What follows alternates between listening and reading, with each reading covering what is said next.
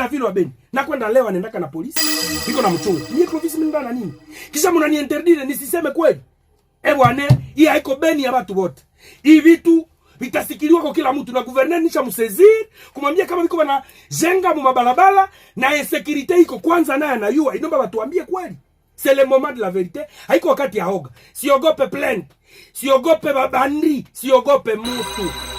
Et si l'état de siège n'avait jamais été instauré pour protéger la population, mais plutôt pour la faire taire? Badi, hatuna autorité, abajali Beni, washatuuzisha isafu, tukufe, abajali, abachomani. Hatuwezi kuendelea kuona sika watu hivi Badi. Aujourd'hui, c'est la 11e nuit que Clovis passe à prison et il est 0h dans mon salon, l'état où j'ai fait cette vidéo, pour vous raconter ce qui se passe réellement entre son arrestation et l'état de siège. Tout commence le 22 avril 2021. Après un nouveau massacre à Beni, les élèves se décident d'aller s'installer dans un sit-in devant la mairie de Beni pour attendre jusqu'à ce que le président de la République vienne voir ce qui se passe de lui-même. Pendant 8 jours et nuits, cette mobilisation fait appel à la communauté nationale et internationale qui rejoint l'offre, fait passer les informations, les médias s'en emparent et l'information devient très populaire dans la République démocratique du Congo. Le 29 avril, le président Félix Tshisekedi reçoit une question dans l'une de ses interventions sur la situation des enfants qui sont devant la mairie à Beni. Et je suis attristé par cette situation. Je ne crois pas que c'est en arrivant à Beni, comme il le demande et le souhaite maintenant, que la situation se réglerait. Ce que je suis en train de faire maintenant et que j'ai déjà annoncé, c'est le train de mesures radicales que nous allons prendre pour toutes ces régions en difficulté, en proie à la violence, c'est-à-dire l'Ituri, le nord et le sud Kivu, pour justement répondre à leurs souhaits. Et je leur demande de ne pas rester exposés comme ça. C'est même 29, l'ordre vient de Kinshasa pour déguerpir les enfants de cet endroit, quel qu'en soit le prix. Moi, je suis arrêté avec 70 autres de mes collègues et le 30 avril, la journée suivante après mon arrestation, des enfants sont battus, blessés, caillassés et tout ce qu'on peut appeler comme terme en français. C'est même 30 dans la soirée, nous sommes libérés grâce à la mobilisation des femmes du marché qui réclament à ce que les enfants soient libérés. Mais la nuit, il y a une nouvelle décision que les médias essaient d'annoncer. Une grande décision qui va être prise par le président de la République démocratique du Congo. Et le 6 mai de la même année, il est instauré dans 2 provinces, notamment au Nord Kivu et en Ituri, ce qu'on va appeler état de siège. Congolaises et Congolais, mes très chers compatriotes, le 3 mai 2021, face aux menaces graves pesant sur l'intégrité de notre territoire et à l'insécurité récurrente vécue par nos populations de l'Est du pays depuis 3 décennies, je proclamais l'état de siège dans les provinces de l'Ituri et du Nord Kivu. Un an plus tard, le centre de recherche Ebouteli publie un bilan alarmant. Plus de 2500 civils qui ont été tués au cours d'une année dans 2 provinces, alors les provinces dans lesquelles on a instauré l'état de siège. Pour ceux qui sont mathématiciens, ils savent que 2500 divisé par 360 environ, déjà un nombre de 8 personnes tuées par jour en seulement une année. Alors, la question devient pour tout le monde, qu'est-ce qui se passe avec cet état de siège? Pendant ce temps, en novembre 2021, les rebelles du M23 reprennent surface dans la province du Nord Kivu. Et quelques temps après, ils vont avancer jusqu'à prendre même les chefs-lieux de cette province encore sous état de siège. Présenté comme une solution sécuritaire, l'état de siège semble avoir coûté plus aux populations qu'il n'a apporté de réponses. Pendant ce temps, les territoires et les régions qui n'ont pas encore cette couverture médiatique qu'il les faut souffre encore de la victimisation de la guerre orchestrée par les ADF. Là, je parle des villages et des territoires que vous ne connaissez certainement pas, mais tout ça ira ce qu'on va appeler toujours état de siège. Pendant ce temps, Clovis Mouchouva est jeune de Béni, qui ne cesse de dénoncer les violations des droits de l'homme et l'incapacité de l'état de siège à résoudre les problèmes, se décide de porter sa voix jusqu'à l'Assemblée nationale. Le 7 décembre 2024, il réussit à pénétrer les enceintes de l'Assemblée nationale avec des messages qu'il brandit. Vital Kamerhe, alors président de l'Assemblée pendant cette période, lui octroie la parole. Et ce jour-là, il lève le taux devant les honorables parlementaires de la République sur ce qui se passe réellement dans la région durant ce régime d'exception. Pourquoi est-ce que nous sommes ici? Depuis 2021, avant d'abord l'instauration de l'état de siège, les EDF n'avaient jamais tiré à Mangina, ils n'avaient jamais tiré à Katanda, ils n'avaient jamais tiré à Kabasha, à Kalunguta, ils n'avaient jamais tiré dans les territoires de Loubert, ils n'avaient jamais tiré dans les territoires de Mambasa, avant l'état de siège. Mais aujourd'hui, ils ont non seulement élargi leur champ d'action pendant l'état de siège, alors que tous, nous savons que l'état de siège était restauré pour ramener la paix chez nous. C'est pourquoi nous vous demandons, très chers représentants et chers présidents de l'Assemblée nationale, de pouvoir songer à la question de Béni. Et pour beaucoup, c'est là où naît les problèmes qui seront dirigés contre lui.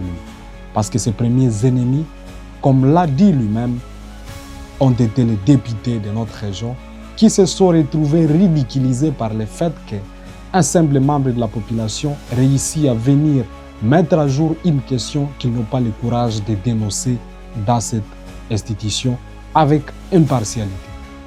Mi siyue kama il y a des gens wenye bananipenda na mimi nabasalimia, Mungu awabariki, mais des politiciens de Beni, mimi na profiter kuisemea mwa hii assemblée. Siyue niko na problème gani nao. Donc vitu vyenye wanayomba Clovis alibisema kinakuwa comme si mimi ndio initiateur. Ils sont prêts à tout. Babisaboter, baoué na watu kumoto, babifaire porter Clovis. De même que les députés sont en colère contre le fait qu'ils essaient d'usurper leurs fonctions pour venir parler à leur nom ou au nom de la population dont ils se disent représentants, les animateurs de l'état de siège se retrouvent aussi mécontents parce que sa question fait suite à une demande d'élever de l'état de siège une mission de sécurité que la population juge être devenue une opportunité d'intérêt personnel de ce qui anime cet état de siège. Voilà le départ de tout. Le 17 juillet 2025, le général Mugisa est nommé commandant des opérations dans notre secteur. Mais la période qui suit sa nomination va paraître encore très difficile avec l'avancée des ADF qui vont de nouveau tirer dans les endroits où ils n'arrivaient plus depuis un certain moment. Clovis Mouchouva dénonce cela dans une émission locale dans laquelle il appelle le commandant secteur à prendre ses responsabilités. Et sinon pour lui, s'il n'est pas en mesure de le faire, de démissionner ou de quitter la région pour laisser place à une autre personne qui sera capable de résoudre les problèmes. Onza batuliko banatua, onza tushaka bambia bakomanda bamingi bashakuwa baba notable huku bakutimie muramblase wengine bakuye paka basoda bananjaka mashambo bakulipiwa. Le général, ayant entendu cela par le biais de ses amis, il nous convoque à son bureau à 5 km sur la route de Kassindi, là où on appelle communément 5. On se retrouve avec d'autres jeunes, notamment Clovis, moi, beaucoup d'autres membres du mouvement citoyen et de la société civile, et on échange avec le général durant une journée presque entière. Dans cette journée, on essaie de lui expliquer ce que nous avons comme mécontentement.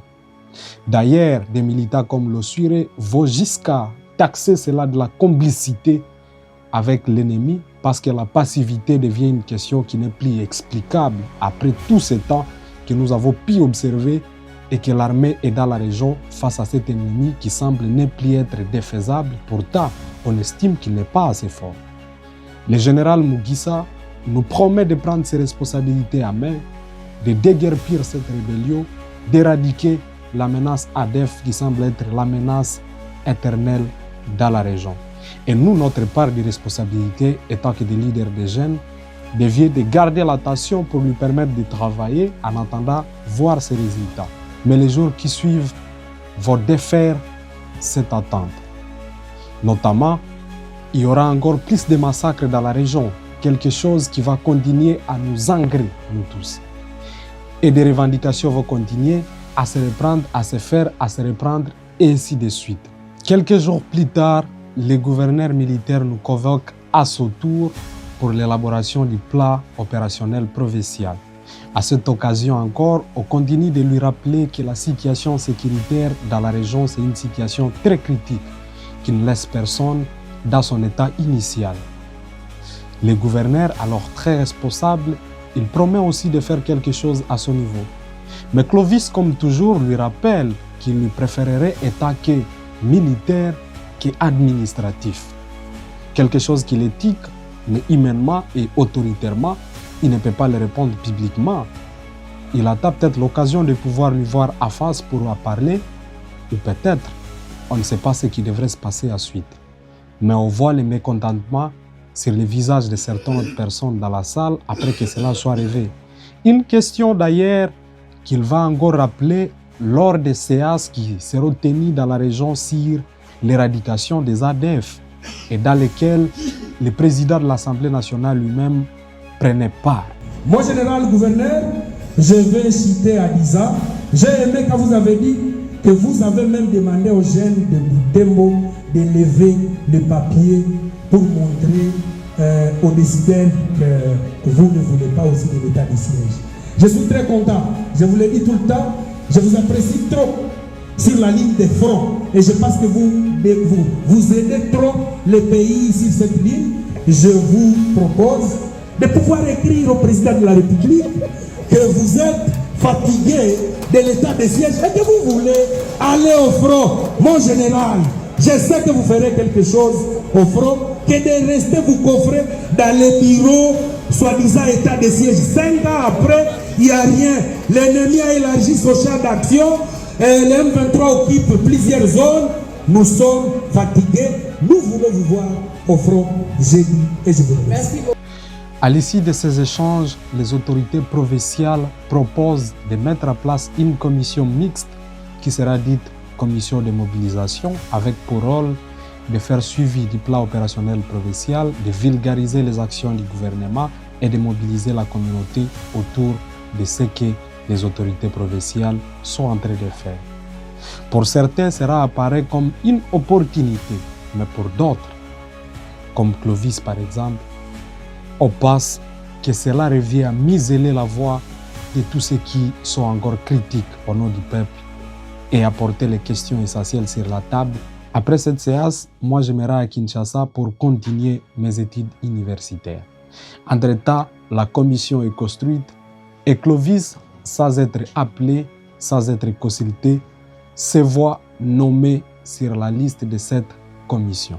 Comme une personne normale qui n'est pas d'accord avec la décision, Clovis se désolidarise de ce qui est émis sur cette notification et refuse catégoriquement de faire partie de cette commission. Pour certains, Clovis se dédouane de tout ce qui peut arriver, mais pour les autorités provinciales, ils trouvent que cela devient comme un sabotage à ce qu'ils pensaient être une ouverture pour eux afin que la voix de la population ou des mouvements citoyens puisse être de leur côté. Un ajout de plus à la haine déjà entreprise par certains honorables députés qui pensent que Clovis vise leur poste, les commandants sectaires des opérations qui trouvent que Clovis est très dérangeant par rapport à ce qu'il est en train de faire comme opération, et finalement les autorités provinciales qui trouvent que le gars, il est trop dur et il se prend la tête. En janvier de cette année, donc 2026, on se retrouve à Kinshasa avec Clovis.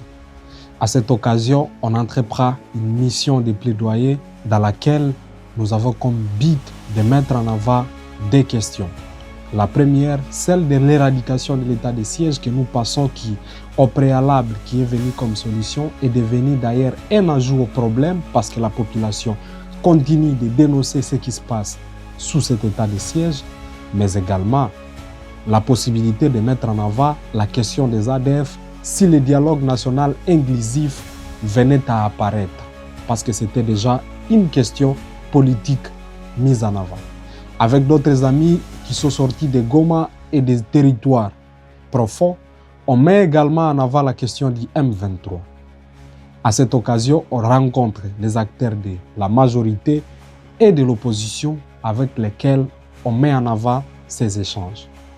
Mais quelques temps plus tard, on aura tous des occupations, notamment Clovis qui doit rentrer à Beni pour rendre hommage à ses parents qu'il venait de perdre l'année passée, et c'était la première année qu'il devrait célébrer avec sa famille pour commémorer la mort de ceux qui lui étaient chers.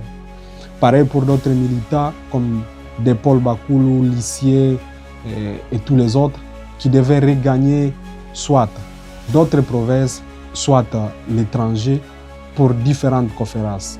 Moi, à mon niveau, je reste à Kinshasa pour continuer mes études parce que je suis à faire des cycles et je suis obligé de me concentrer pour passer une soutenance qui est digne de ce nom.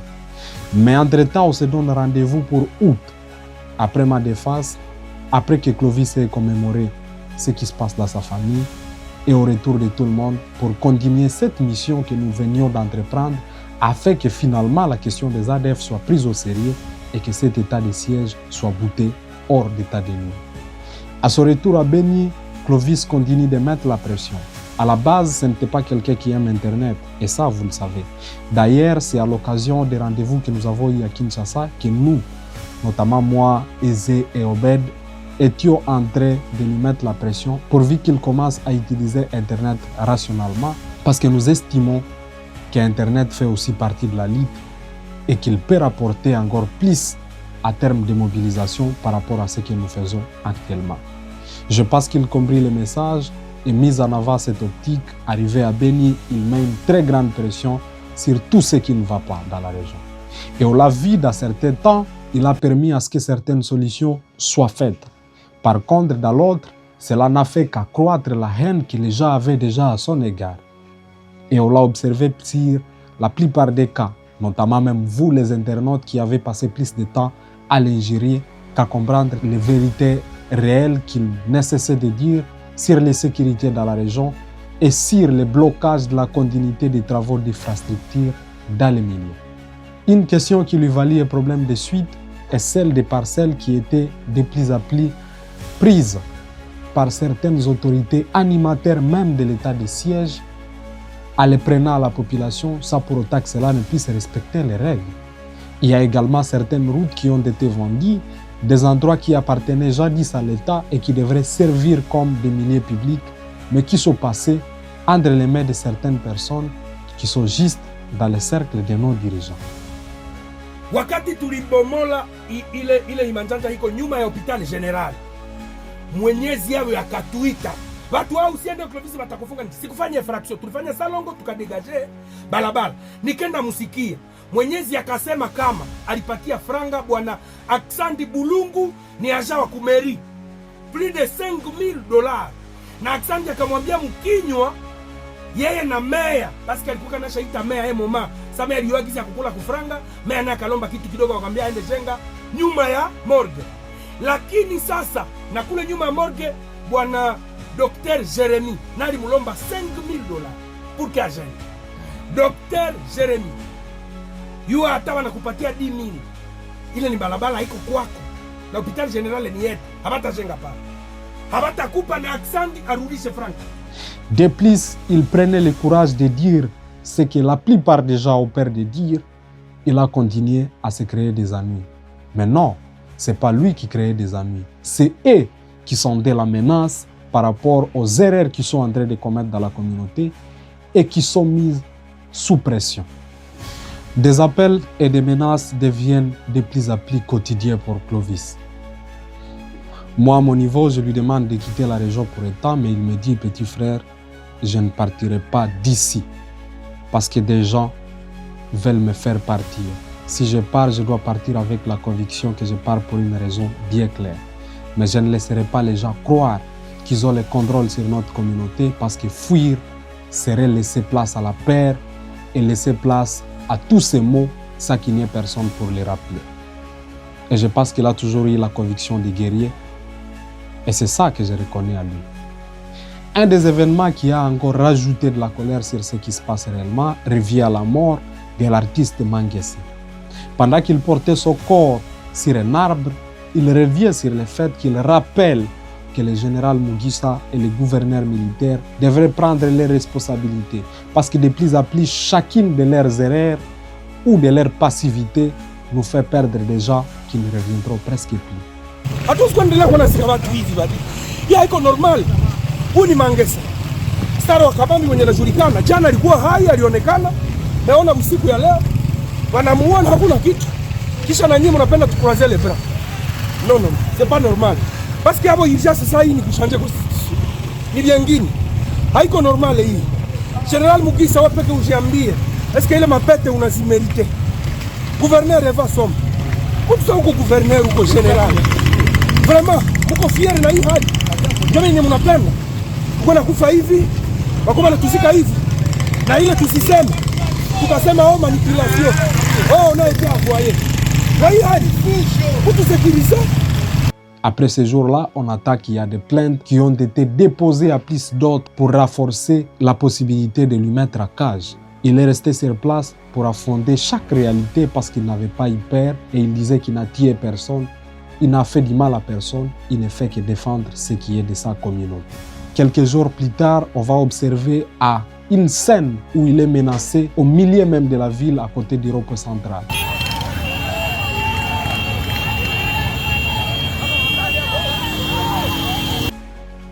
Cette police voudrait les ramener à cage, mais la population va faire de son mieux pour arrêter cette hémorragie et faire en sorte qu'il ne puisse pas être arrêté. Mais cela n'allait pas toujours garantir le fait qu'il allait rester à mobilité. Le matin du 18 juillet, comme toujours, on s'appelle et il me rappelle que août est pour bientôt et qu'il viendrait participer à ma défense et à l'occasion continuer avec ce qu'on avait déjà commencé. Je lui rappelle que ces actions ont valu de très grandes avancées dans la communauté, notamment le fait que les autorités ont à un certain moment, ils peur de continuer à voler des parcelles qui ne leur revenaient pas. Même chose, à prendre des actions, même des répliques par rapport à ce qui se passe dans la région sur les plans sécuritaires à cause des couvre-feux que Clovis avait initiés, lesquels couvre-feux font en sorte que les autorités se demandent si la population peut dormir à l'extérieur pour sa propre sécurité, combien elle ferait autant de sacrifices pour protéger cette population. Ces actions sont devenues très virales et sa capacité à mobilisation encore très grande. Et il reste l'une des personnes rares qui auront tenu la tête à cet état de siège qui, depuis son début, n'a apporté des solutions à nos vrais problèmes. C'est même 18 à 12h40, son téléphone affiche qu'il n'est pas à ligne. Et c'est après qu'on va apprendre qu'il a été arrêté, transféré à TD et puis à l'auditorat militaire. Jour après jour, aujourd'hui, il passe une 11e nuit. Et ce qu'il faut savoir sur l'arrestation de Clovis, c'est qu'aucune des infractions que vous avez vues sur les papiers n'est une infraction réelle. La vérité, c'est qu'il y a une haine qui est orientée à sa personne depuis le début pour la mobilisation qu'il tient toujours pour cette population qu'il aime tant et pour la réalité qu'il ne cesse de dire quand il le faut et même avec tous les risques qui peuvent aller avec. Clovis, c'est quelqu'un qui dérange tous ceux qui ne font pas bien leur travail et c'est quelqu'un d'irrespectueux pour tous ceux qui ne se respectent pas dans l'exercice des fonctions publiques. Alors pendant ce temps où il se retrouve en cage, le moindre qu'on puisse faire étant que ses frères, c'est de continuer sa lutte, c'est de continuer aussi à appeler à sa libération parce qu'il mérite d'être libre. Il n'a tué personne et tout ce qu'il a fait qu'initier entre d'ailleurs dans l'intérêt réel de tout ce que nous sommes étant que population. Je n'ai pas fait cette vidéo pour faire un tapage à Clovis. Tout ce que vous devez savoir sur Clovis, c'est que c'est un gars qui fait de son mieux, qui prend les risques pour notre population. Et il mérite qu'on reconnaisse sa voix et qu'on lui apporte soutien quand il passe des épreuves comme celle-ci. Merci beaucoup.